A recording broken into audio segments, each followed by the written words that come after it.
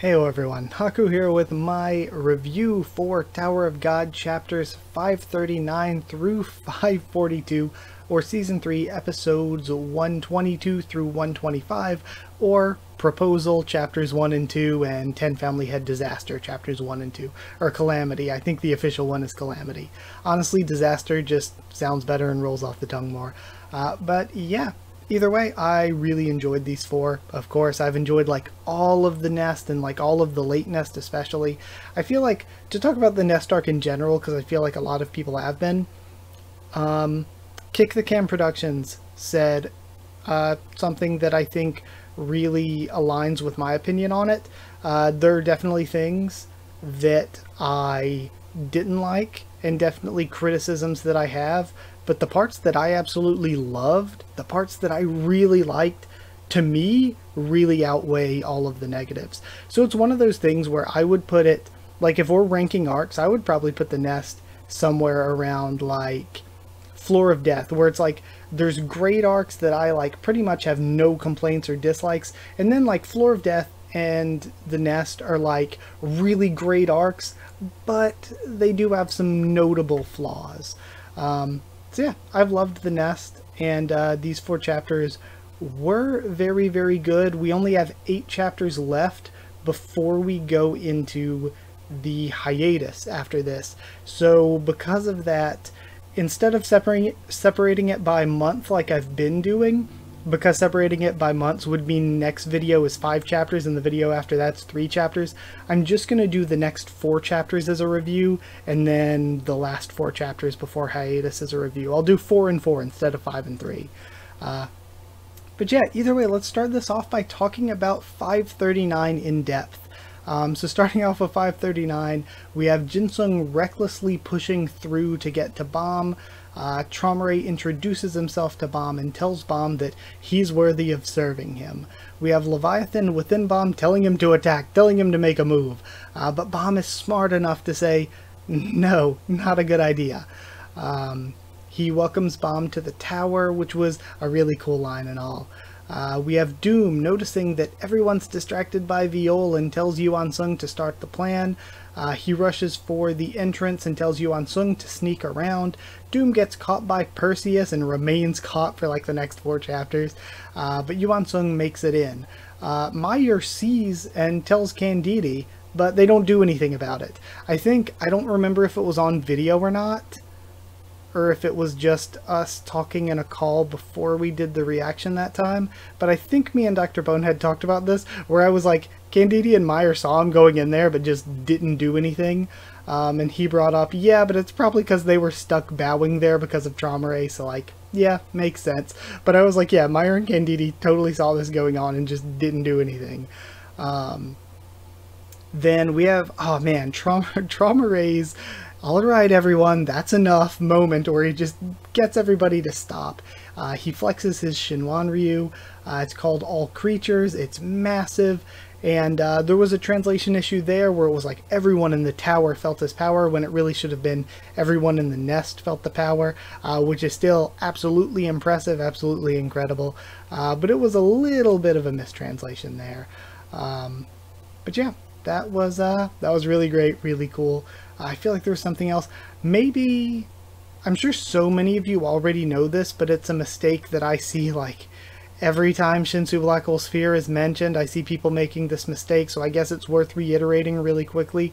That Shinwan Ryu, or Shinsu Black Hole Sphere in the official translation, is not a single thing. It's like not a single attack. It is a style of controlling Shinsu that supposedly only irregulars can use. But Akryung could use it, so maybe there are exceptions to that, or maybe Akryung's an irregular.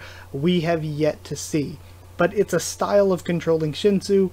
It is not a single specific thing. And in fact, if you take the characters that Shinwan Ryu is written in and were to try to make them into like characters that have meaning, depending on what characters you used, Shin would be the same as like in Shinsu, where it would be like god or godly or divine, and Wanryu would depend. If Wanryu is like one word, one character, it would be origin, but if it was two different words, one would be circular or round, and Ryu would be style or flow. So again, a much more sort of real translation. I do not know why Shinsu Black Hole Sphere is the translation. I am completely baffled as to why that's the translation. But a much more accurate translation would be like divine circular style. So again, it's sort of like somebody in Naruto using like fire style, insert attack name here. It's like divine circle style or divine origin and then the attack name. So again, I hope that explains it better for anyone who didn't already know, but I feel like it's a thing that so many of us, at least on YouTube and stuff, have said like a million times. So I'm sure that most of you are probably like really well informed and read multiple different things. So you probably already know, but just in case for the people that didn't, I figured I'd reiterate it again. So we learned that the family heads have opposing views on Bomb, and this makes total sense to me. Some want to kill him. Makes sense. Some want to protect him. Makes sense. And the one that makes the most sense, some want to just allow him to climb according to the rules and completely leave him alone. Don't have any sort of interaction with him. Don't sort of interfere with what's going to happen naturally. And I think that those three sort of ideas make sense, because if you're the 10 family heads, the other irregulars you have dealt with, you have Yurik, who just climbed the tower on his own. He just climbed the tower on his own, did what he was going to do, and now he's not another new family head. He's the co-captain, co-leader, co-founder, but vice captain of Wallhike Song. So you have him, you have... do you really even count Phantominium and Enryu? Because Enryu didn't climb the tower, he just showed up, destroyed the floor, and left. And Phantominium, again, showed up. I guess from some of the way it was worded, he ran up the tower, but really all we know about him is the time that he showed up, murked an entire castle of Zahards, and met Yuri. So again, if those are your only interactions with irregulars in the past, if you're the family heads, it makes sense that some are like, hey, we found out about this new irregular, maybe we should kill him, because he could end up being another Enryu or another Phantominium. It would make sense that some want to protect him, maybe even bring him... I would say that this is honestly kind of what Traumerei is doing here, maybe even bringing him into the fold, being like, well, if there is another irregular and he can potentially be as powerful as us, we might as well befriend him. We might as well bring him in under us.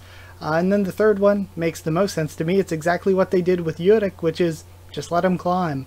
Just let him climb and it'll play out how it plays out. Maybe not the best to do that with every irregular, because although they're incredibly rare, imagine in a couple thousand years you've got 5 more Yurik / bombs who have climbed and just become super powerful. But Traumerei says that Zahard hasn't shown any opinion on it because he wants to keep everyone together, and if he takes any opinion, it's going to piss off all the others. The most that he's done is give out the 3 orders, which was kind of related to Bomb, but at the same time they could have just taken out the Popodao family instead or something. But that's the furthest that Zahard has taken things. But according to Traumerei, Gastang's breeding conflict, which he totally is, so Zahard had to sort of at least give the 3 orders. Traumerei also says that he's loyal to Zahard. If Zahard had an opinion on the matter, he would go with that. He would do whatever Zahard wanted. But since no one has done things directly, Traumerei decided to go recruit him into the Lopobia family, basically. And he basically says that Bomb's going to serve him or he's going to die, because he's proven by surviving in the conflict of the nest that he would be useful as a servant. So yeah, that's where Traumerei is at this point. So he wants to treat him as a real person, not as just a creature, and he asks him to marry into the Lopobia family, specifically mentioning that Lilial or Shilial would even give up being a princess for him. And that is where we end with that chapter. Something worthy to discuss from this that a lot of people were discussing at the time is, so it's very possible that the family heads could have known that an irregular had entered the tower from the beginning. After all, Evan and Yuri knew when Bomb entered the tower. So if that's the case, if they maybe knew because Evan was a guide or whatever, the princesses have guides, so I'm certain that a bunch of other people in Zahard's empire, Zahard can see fate. A bunch of them probably knew that an irregular entered, but again, they all had different opinions of what to do with the irregular. What I think they don't all know is who that irregular is. Because, I mean, again, according to Zahard, he killed Arlen's kid. So they have no reason to believe that that is Arlen's child. The only people we know that do know are Gaston. It makes sense for Gaston to know. He was working with Garam. And Gaston just generally knows a lot of things. So that makes sense. And now Zahard. Zahard seemingly didn't know. They knew that there was an irregular, and they had been talking about it. After all, on Emily was saying a long time ago, 25th Bomb is an irregular or whatever and was alive. So this is something that's basically gotten around by now, or whatever, I would think. But, or maybe it was just saying that he was that he was alive, not an irregular. But either way, the point is, a lot of people know at this point. So people knew that Bomb was an irregular, but Zahard didn't know until he showed up on the hidden floor. He was like, wait a sec, I thought I killed you before. So before that, there's a chance that he didn't know that Bomb was Arlen's kid. Or maybe he did and it was just a cool line. But either way, there's a good chance that Traumerei doesn't know. I personally think, I don't think Traumerei knows. I don't think he knows that Bomb is V and Arlen's kid.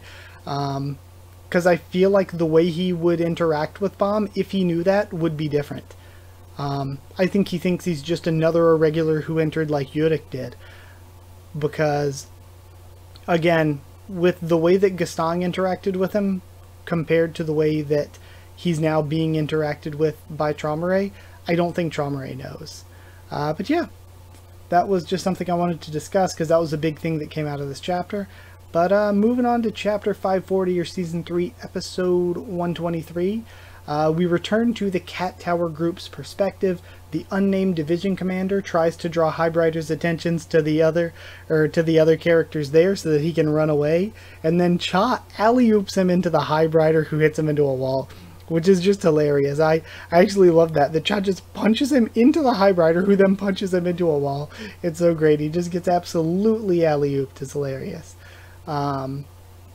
Karaka's goons defeated the armored division. So, I mean, props to them. That's actually kind of a feat for Karaka's random goons.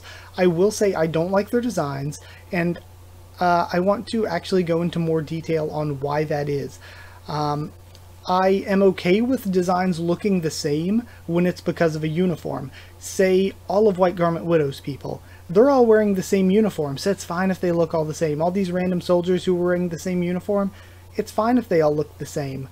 But Karaka's guys are basically naked. So what we're to gather from that, like if they were wearing uniforms, if they were wearing some sort of costume or armor or something, then we would be able to say, oh, they probably look like a ton of different people, maybe a ton of different races all over the tower. And they're just wearing armor. That's why they all look the same. And it's easier because it's like then CU just gets to draw everybody looking the same. But because they're not, because they're basically naked, it's like Karaka just has a bunch of guys that, like, does he have a cloning facility? All these guys just look exactly the same, and that's super boring and weird and kind of destroys my sense of immersion a little bit, because I'm like, why do all these people look exactly the same? And again, CU, I mean, saving time that way, but when we have the White Garment Widow fight and stuff, there's a bunch of canine people that all have different unique designs. And whenever we see the groups of canines in general, or beastkin in general, it's like that. I should probably say beastkin instead, that's more accurate. So yeah, I don't know. Don't like the designs of Karaka's minions because of that. Especially because Karaka has, like, Pokken, Death Lady, Death Gambit, all these cool looking guys that have different designs. Why not throw in different designs? He had the two giant dudes that Jinsung beat up at, like, the end of Workshop Battle or something like that. Like, where are these guys? Where's Grom? So yeah, I don't know. Don't like these designs. The Highbrighter just starts raging. We have a funny Karaka and Dewan moment. I really like their interactions. The division commander grabs the Highbrighter and pushes them into the high ranker level traps, and they all crash into the White Garment Widow fight area. The Highbrighter then regenerates. We have some incredible fight panels that look really, really good.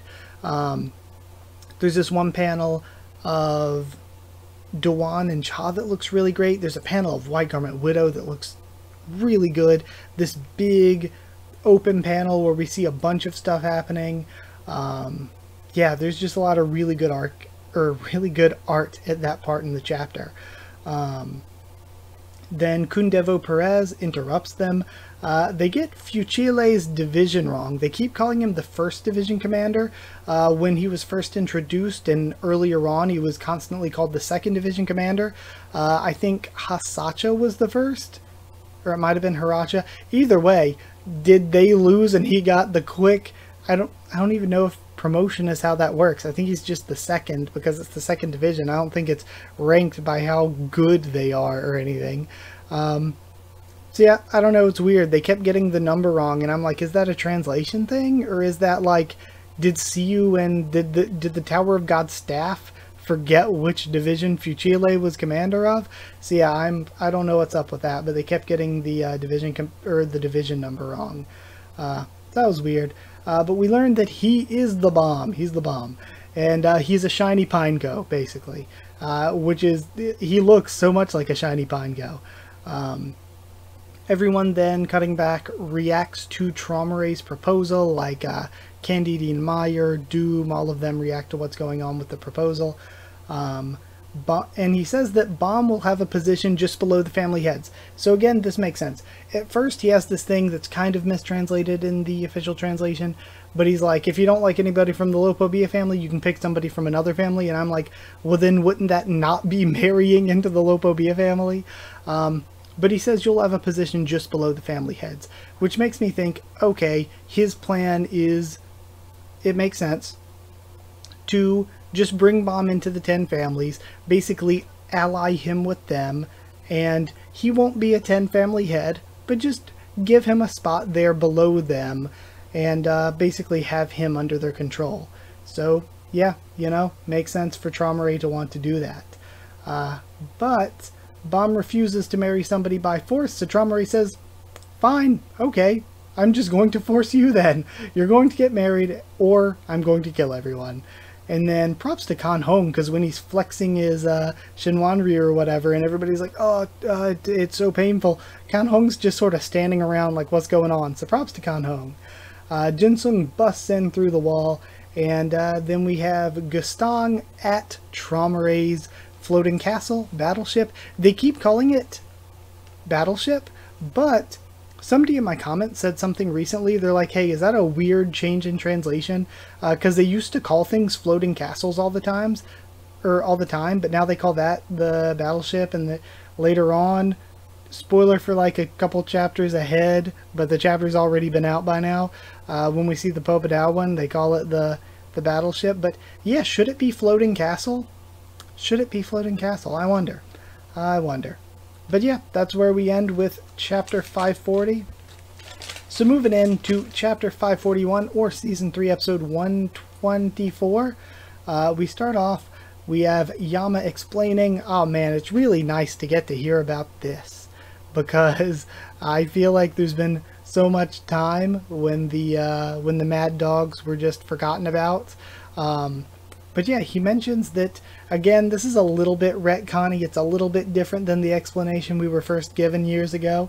But he says that his blood was used to create the Mad Dogs. And the Mad Dogs lose control and charge blindly. And that's why he assigned the angels to keep them under control. Well, apparently a Mad Dog broke free of Yama's control and learned to store up power by suppressing their madness. So is that what Vargarv went to talk to him about? Or is he talking about a different Mad Dog? And maybe the reason we haven't seen the third Mad Dog is because, again, like he said, they broke free of his control, whatever that's meant to mean. And Yama brings up that he feels a sudden burst of power when he wakes up, and that makes sense to things that we learned all the way back in the cage, because all the way back in the cage everyone was like, whenever you wake Yama up, a bunch of people die. Like, a bunch of people die whenever anybody wakes him up, so don't wake Yama up. The only person who can safely do it is Gado, basically. So that's something we heard back in the cage, so now we get some more explanation for why that is, why he has this burst of power when he wakes up. So he asks Yusracha to protect him while he stores up power, which is it leads to a really nice Yusracha moment, where he's like, why does he trust me enough to have me do this? He acts so much like his father, or those brats act so much like their father. And then he stops the Kraken from attacking Yama. Then we cut over to Shibisu and Haku talking about the search for the bomb, and how Shibisu said they even sent out all the beastkin that they freed to go search for the bomb. Haku finds Fuchile and tracks him for Cha. Cha then one-shots Fuchile, and we learn that he is half beastkin, half machine. And even though his head gets knocked off, he still like sort of activates the bomb somehow. So again, moving even after death, the complete loyalty of machine and beastkin to activate the bomb anyway. And then we get cliffhung on that to move back to the Traumerei stuff. We have Jinsung just giving a death flag speech. I'm almost sort of surprised he didn't die after this, because that was one heck of a death flag speech. He says that the laws of the tower dictate that humans must live according to their own will, and that not even the family heads can break that rule.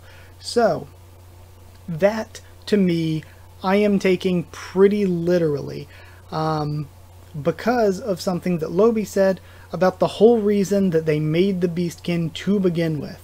The whole reason they made the beastkin to begin with, remember, Yusracha says humans can't be controlled by anima, and then Lobby says that's why the Lopobia family why the workshop made the beastkin, because humans can't be controlled by anima, but because beastkin are part animal, they can be controlled. So again, I'm taking this as literally that it's a rule that humans cannot be controlled, but beastkin can be controlled because they're part animal, because that's the whole reason that they made the beastkin to begin with. So yeah, I'm taking that as what that means. That is absolutely how I'm interpreting that. Could be wrong, but that is how I'm interpreting it. Traumerei then says, you know what? Okay then. I will treat him as a human. I'm going to ask you again, do you want to get married to somebody in the Lopobia family, or do you want me to kill everyone? So, Bomb, correctly. Oh, and one other thing, Jinsung actually has this line where he's like, that's not a choice. I can't believe I was once just like him. So again, give me some more Jinsung backstory. Let me know more about that. But Bomb correctly says, that's not a choice. So Traumerei says, well, the family heads don't force anybody to do anything. It's just nature. And says that the family heads are the laws and nature of the tower. So Bomb has a great line where he's like, okay, yep, I see it now. I see it. This is what the family heads are like. This is how you see yourselves. This is how you behave. This is what we're doing now. So again, it just continues to further Bomb's character development, where at first he was forced into FUG, and then he's like, there's pressure on me to be a god, but I need to just be me. And there's the really great conversation with Kun at the floating ship in Name Hunt Station. I don't remember if it was in his video of best moments in the series, or if it was something we talked about during the 24-hour stream, but that's another one that Dr. Bonehead brought up as one of the best moments in Tower of God, is the conversation with Bomb and Kun there. I think it was him. It may have been Hannah in the 24-hour stream. I don't 100% remember. But yeah, somebody brought that up, and I love that moment. I always bring that one up as one of Bomb's best character development moments. But yeah, he goes from that, being like, I have this pressure on me to be a god, then being early season 3, he says that, I think it's when he first meets Yama, that he's sticking around in FUG because he wants to sort of reform FUG so that they can take down Zahard. Because he sees how awful the Zahard Empire is. So he's sticking with FUG to sort of bring them around and, you know, make them the good guys to take down Zahard's empire. So again, this continues that even further, where he sees firsthand what the mindset of a family head is, and he's like, wow, you guys suck. So he gets to see it firsthand. Yuan Sung then activates and also Bomb refuses again, because of course. Yuan Sung activates the Warp Fleet. The Kraken grabs it. Yama releases the complete transformation on half of his body. We never just get to see a real complete transformation. There's always some sort of catch. A full transformation of part of his body, half of his body, and he shreds the Kraken. And we end there with the Kraken just getting absolutely wrecked. And that moves us into chapter 542, or season 3, episode 125, that I actually don't have a ton of notes on. At least I think it's 125. I might have lost count somewhere along the way. I'm so sorry. Is it? Hold on. I can just check. Yeah, it's 125. Yeah, this one I don't have a ton of notes for. I guess it was mostly just action panels, big sweeping things, stuff like that. But starting from the beginning of this one, Yasracha frees Doom from Perseus's reigns. We have a flashback that I thought was going to give us something. It gave us nothing. We really did not learn anything from that tiny little, like, one panel flashback. 1 or 2 panels.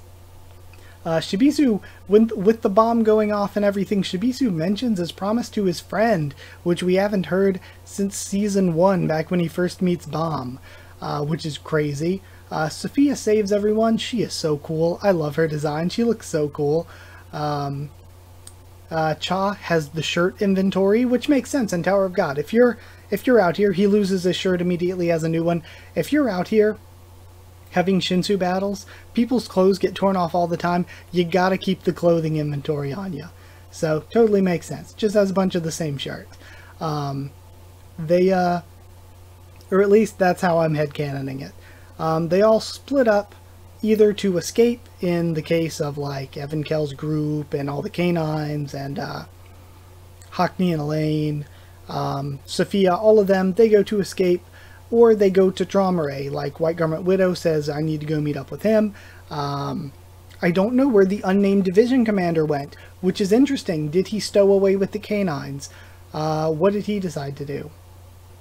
But yeah, we don't know where he went. White Garment Widow went to go meet up with Traumerei. The Cha, Dewan, and Karaka trio went over there, which made me laugh, because I realized while taking notes on this, I was like, oh, White Garment Widow is hella slow. Because they, again, getting ahead of myself, you'll see in next review, again, I'm already like weeks behind, but we see that trio makes it there and is there for all the finale stuff, and White Garment Widow totally just did not make it there. So White Garment Widow, just slow. Very slow, apparently. Then Kun contacts Hackney and tells them that they're leaving soon, so if Bomb doesn't make it back to them, that they should take Bomb, and Bomb should warp with them. And then we cut over, we see Gaston, and he reads destruction and starts just destroying stuff. And I want to be a hater, but it's so cool. It's like when he was reacting to the screen time video, Naya was like talking about Andraste. He's like, I want to be a hater, but I know certain things are going to be a certain way. And it's like with me, for Gaston, it's like, I want to be a hater. I want to say, I don't like this guy. I don't trust him. He's sketchy. I want to downplay him, but I'm like, that's so cool. I can't deny it. The hater in me can't triumph over the feats that he's showing off. But yeah, either way, that's it, I guess. That was my review of these 4 chapters, and I hope you enjoyed it. Like if you did like the video, comment down there to tell me what you thought of these 4 chapters, my thoughts and reaction, my thoughts on them, all that. Tell me what you thought. We can talk tons down in the comments.